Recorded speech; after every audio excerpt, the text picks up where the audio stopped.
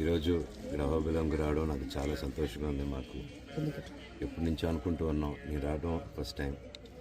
వెళ్ళినప్పటి నుంచి వెళ్దాం అని చెప్తున్నారు, కానీ అనుకున్నా కానీ ఎన్నోసార్లు కుదరలేదు. దేవుడే పిలిపించుకుంటారంటారు చూడండి, అది నిజం, మాటలు నిజం. ఈరోజు ఆలగడ్డకి నిన్న మా అత్తగారు జయంతికి పాపని మొట్టమొదటిసారి తీసుకొచ్చాం. అండ్ అది కూడా అత్తగారి జయంతి తీసుకొద్దాం అని ఎప్పుడు నేను ఎంతో కాలంగా వెయిట్ చూస్తూ ఉన్నాం. షూటింగ్ జరుగుతూనింది, ఆవిడ పనుల మీద ఉన్నారు, పిల్లలు.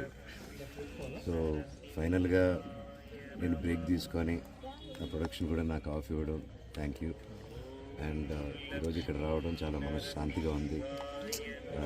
ఎంతో మనసు భారంతో వచ్చాను, ఇక్కడికి వచ్చాము. అండ్ ఊరికి రాగానే మా బంధువుల్ని, మా ఇంట్లో వాళ్ళని ఇక్కడ అందరిని చూడగానే చాలా ఆనందంగా ఉంది. వాళ్ళ ప్రేమ, ఆప్యాయత. అండ్ అలాగే ఒకరోజు ఉండి గుడ్లన్నీ తిరిగి వెళ్దాం, ఇక్కడ అహోబిలానికి వచ్చి వెళ్దాం అని నేను రాత్రి రావడం జరిగింది. వచ్చి తిరిగి వెళ్ళాము, కొంచెం చీకటి పడింది వచ్చేసరికి.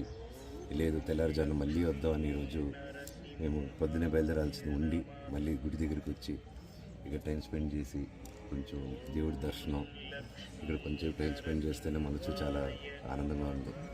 ప్రతి ఒక్కరూ ఎవరికి మనసు కష్టంగా ఉన్నా, ఇల్లు భారంగా ఉన్నా ఇక్కడికి రండి. చాలా విశేషమైన గుడి, ఇక్కడ వచ్చి ప్రార్థించుకుని అంత మంచి జరుగుతుంది. ఆ నరసింహస్వామి ఎప్పుడూ తోడుగా ఉండాలని, మాకు, మా కుటుంబానికి, మీకు, మీ కుటుంబానికి తోడు ఉండాలని కోరుకుంటున్నాను. Thank you sir. మీ సినిమాల గురించి చెప్పండి సార్. మళ్ళీ రీఎంట్రీ కమ్బ్యాక్ ఇస్తున్నారు సార్? అవునండి, భైరవం అనే సినిమా షూటింగ్ జరుగుతుంది ఇప్పుడు. నేను, నారా రోహిత్ గారు, అలాగే బెల్లంకొండ సాయి గారు ముగ్గురు కలిసి చేస్తున్నాం. విజయ్ కనకమేడల గారి డైరెక్షన్లో, రాధామోహన్ గారి ప్రొడక్షన్లో. అలాగే పీపుల్స్ మీడియా ఫ్యాక్టరీతో మిరాయ్ అనే సినిమా చేస్తున్నాను, కార్తీక్ ఘటప్నేని గారి డైరెక్షన్తో. నేను, తేజ సజ్జా గారు. అండ్ నెక్స్ట్ నాది తిరుమల కిషోర్ గారి కాంబినేషన్లో కూడా ఒక సినిమా రాబోతుంది.